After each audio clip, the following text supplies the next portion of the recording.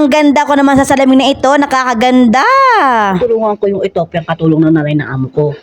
Alam niyo, hindi siya natataas sa trabaho niya. Tulungan ko siya sa taas. Para matapos na kasi noong oras na 11 na eh. Bumaba siya 9. Ha? Isipin niyo, hindi para siya tapos maglinis sa CR, mag-vacuum, magwalis, mag-mop. Kasi puro siya cellphone. Konting kilos niya cellphone. Sabi ko sa kanya, sige, kuha mo na lang. Nag-ayos yung nanay ng amo niya dito sa may dining table. Inayos. Tapos ako, naglilinis ako dun sa pinakasala. Dalawang aliliya. Sabi ko, sige, gumawa ka lang ng basahan dun. Umakit yung nanay ng amo ko eh. Nag-cellphone na naman siya. Pag hindi kaharap yung nanay ng amo ko, panay siya cellphone. Wala siya ginagawa kung mag-cellphone. Sabi ko sa kanya, sige, ako kikilos, sabi ko, matapos kayo nagad-agad. Kuha mo ko ng basahan sa taas, tapos magkape ka na. Kuha mo lang ako ng basahan na matino, pamuna sa mga lamesa. Kasi nagamit ko na, nabasa ko na isa. Pinunasan ko yung hagdan. Tapos, minap ko. Mula taas sa baba.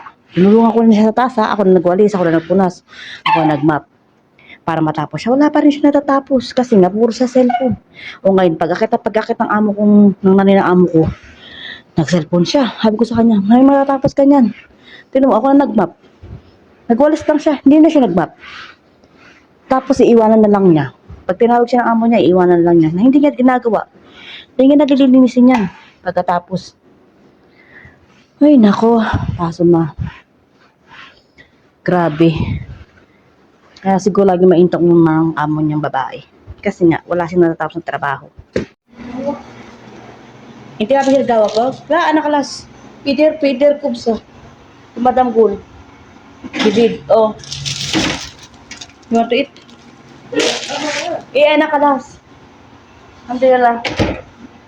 Hindi pa nga natatapos kumain si Itope ay dumating ng kanyang amo sa kusina at may gagawin daw. At itong si Itope madaling uminom ng kape at kumain tapos ay umalis. At bago pa nga siya makaalis, inutusan siya ng amo niya. Ang sabi sa kanya, punasan niya ng peri ang lamesa pinagkakainan nito at sabay punasan rin ng basahan. At pagkatapos niya punasan ni Itope, iniwan sa akin ang kanyang pinagamitan at aakyat daw siya sa taas para maglaba. Ang sabi ko nga, go ahead, do what you want. Tama na Esh. Sakir, yung gold. Inti sa wikis. Bas. Pwede ninti mapi sa wila dahamam. Inti mapi kalam inti madam. Inti mapi shopping inti madam, no? Hatahat. Madam inti mapi shopping inti. Kalam inti. Esh kalam inti. Sawi. Mapi sawi, amo sawi. Inti kasi lala. Tapi kasil. Hamam pog.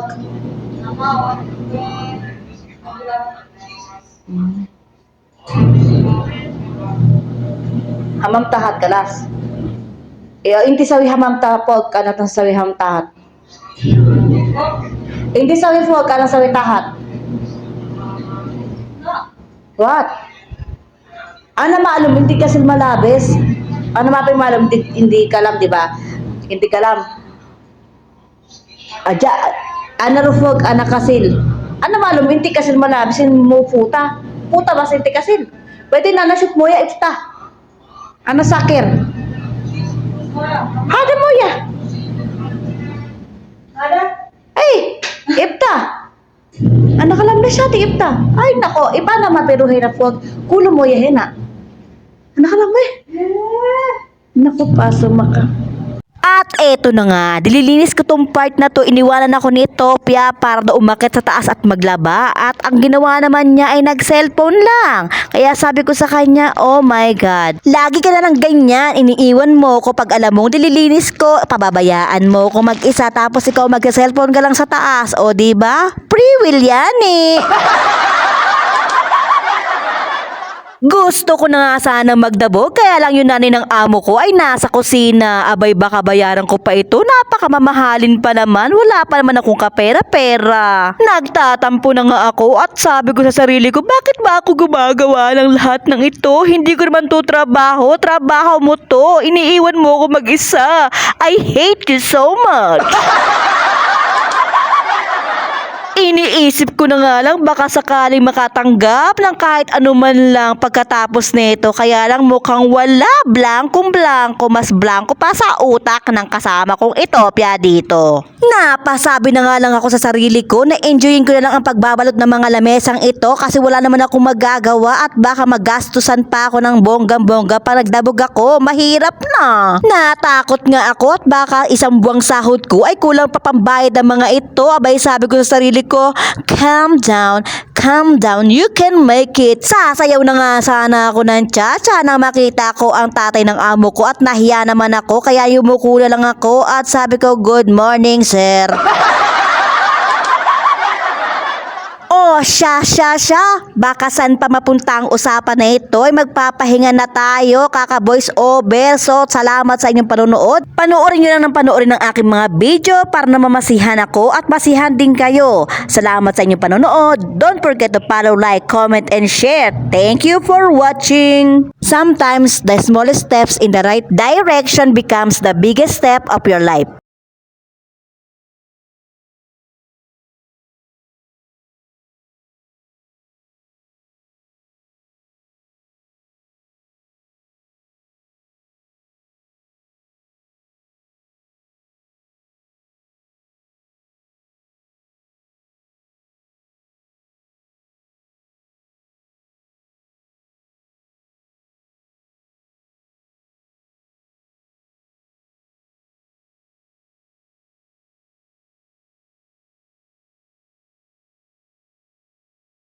Pwede na yon. At eto na nga, naibalot ko na lahat ng lamesa na sinasabi ni Ethiopia ang binalot niya. Ako na ang gumawa para sa kanya kasi nakakahiya naman, di ba? Abay baka sabihin pa niya, wala kang ginagawa rito kundi kumain na kaya gawin mo yan.